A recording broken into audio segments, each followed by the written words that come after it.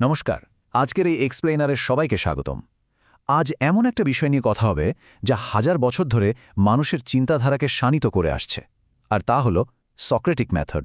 এই পুরো আলোচনাটা শুনলে একদম পরিষ্কার হয়ে যাবে কিভাবে শুধু কয়েকটা বুদ্ধিদীপ্ত প্রশ্ন করার মাধ্যমে যে কোনো জটিল সমস্যার একেবারে শেকড়ে পৌঁছানো সম্ভব।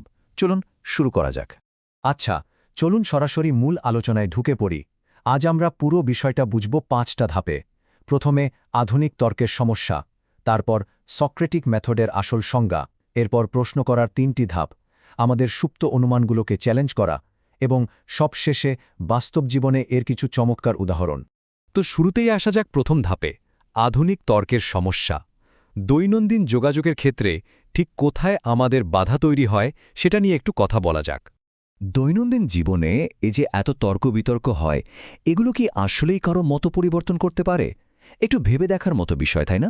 বেশিরভাগ সময়ে কিন্তু মানুষ মনে করে তারা সব জানে, আর ঠিক এই কারণেই ভুল ধারণার উপর ভিত্তি করে আমরা এক বিশৃঙ্খল তর্কে জড়িয়ে পড়ি। ব্যাপারটা অনেকটা সোশ্যাল মিডিয়ার কমেন্ট বক্সের মতো হয়ে দাঁড়ায়, যেখানে কাজের কাজ কিছুই হয় না, শুধু একে অপরের ওপর নিজেদের মতো চাপিয়ে দেওয়ার একটা বৃথা চেষ্টা চলে। এখন সাধারণ তর্কের সাথে সক্রেটিক ডায়ালগের পার্থক্যটা কোথায়? সাধারণ তর্ক মূলত ভীষণ রকম অনুমান নির্ভর, পক্ষপাত দুষ্ট আর আত্মরক্ষামূলক হয়। কিন্তু অন্যদিকে সক্রেটিক ডায়ালগ বা কথোপকথন হল পুরোপুরি একটি সহযোগিতামূলক এবং কাঠামোগত পদ্ধতি। এখানে কাউকে আক্রমণ না করেই ভুল ধারণাগুলোকে সামনে আনা হয়। ফলে তর্কের ভেতরের সেই অস্বস্তি বা পক্ষপাতিত্ব দূর হয়ে একটা দারুণ সুস্থ আলোচনার পরিবেশ তৈরি হয়। এবার আসা যাক আমাদের দ্বিতীয় পর্বে, সক্রেটিক মেথডের সংজ্ঞা। এই প্রাচীন দর্শনটি আসলে কি? প্রথমেই বলে রাখা ভালো, সক্রেটিক মেথড কিন্তু সরাসরি কোনো সমস্যা সমাধানের জাদুকরী টুল বা তর্কে জেতার কোনো উপায় নয়। এটি মূলত হাইপোথেসিস বা অনুমান বাদ দেওয়ার একটি অত্যন্ত কঠোর প্রক্রিয়া। এখানে ধারাবাহিকভাবে একদম টার্গেট করে প্রশ্ন করার মাধ্যমে কোনো দাবির ভেতরের দুর্বলতা এবং স্ববিরোধিতাগুলো বের করে আনা হয়। মানে যতক্ষণ না একটা নিরেট সত্য বেরিয়ে আসছে, ততক্ষণ এই বাতিলকরণ প্রক্রিয়া চলতেই থাকে। আর হ্যাঁ, এটা ভাবার কোনো কারণ নেই যে এগুলো শুধু প্রাচীন যুগের ইতিহাস। আজকের এই এক্সপ্লেনারটি তৈরি করা হয়েছে জাহাঙ্গীরনগর বিশ্ববিদ্যালয়ের গবেষক কাজী আব্দুস সামাদের একটি চমৎকার একাডেমিক গবেষণাপত্রের উপর ভিত্তি করে। এটি খুব সুন্দরভাবে প্রমাণ করে যে বর্তমান আধুনিক শিক্ষা ব্যবস্থায় এই সক্রেটিক পদ্ধতিটি আজও ঠিক কতটা প্রাসঙ্গিক। চলুন এবার তৃতীয় পর্বে যাই, প্রশ্ন করার 3টি ধাপ। এবার আমরা দেখব এই মেথডের পিছনের মেকানিজমটা আসলে কিভাবে কাজ করে। এই মেথডের মূল ইঞ্জিন বা ভারী একাডেমিক কনসেপ্টগুলোকে মূলত 3টি ধারাবাহিক ধাপে ভাগ করা হয়েছে। এগুলো হল অ্যালেনকাস, মাইউটিক এবং ডায়ালেকটিক। নামগুলো একটু খটমটে লাগতে পারে, কিন্তু এই 3টি ধাপই একে অপরের সাথে যুক্ত হয়ে পুরো প্রক্রিয়াটিকে সফল করে তোলে। শুরুতেই আসছে প্রথম ধাপ, অ্যালেনকাস। এখানে কাউকে আক্রমণ না করে কেবল তার দাবির উপর ভিত্তি করে নির্দিষ্ট প্রশ্ন করা হয়। এতে করে দাবির ভেতরের অসঙ্গতিগুলো একদম নিজে থেকেই বেরিয়ে আসে এবং মূল অনুমানটি অনিশ্চিত হয়ে পড়ে। এটা অনেকটা একটা বিল্ডিংয়ের ভিত কতটা মজবুত সেটা একটু ধাক্কা দিয়ে যাচাই করে দেখার মতো ব্যাপার। এখন এই জায়গাটা সবচেয়ে ইন্টারেস্টিং। মায়োটিক শব্দটার একটা সুন্দর রূপক আছে।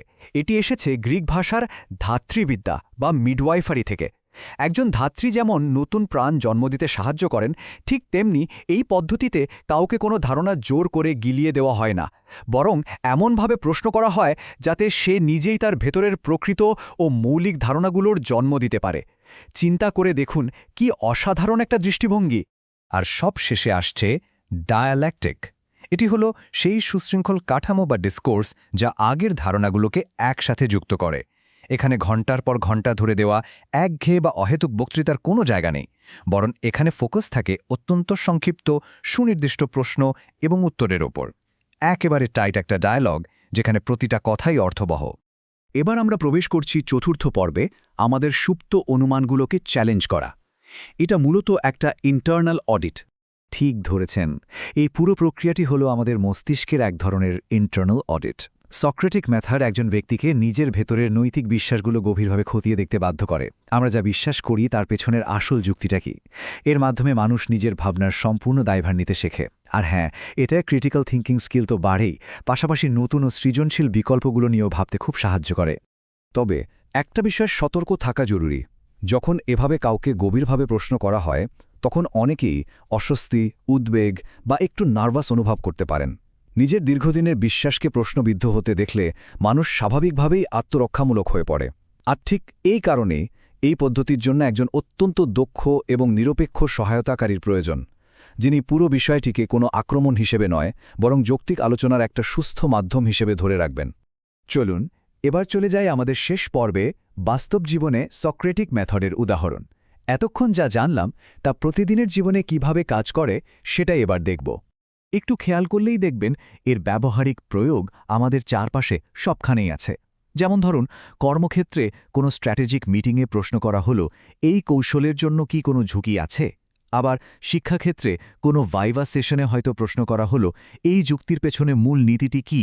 এমনকি সমাজের কোনো সমস্যা সমাধানেও জিজ্ঞাসা করা যায়, এই সমস্যার মূল চালিকা শক্তিগুলো কি কি?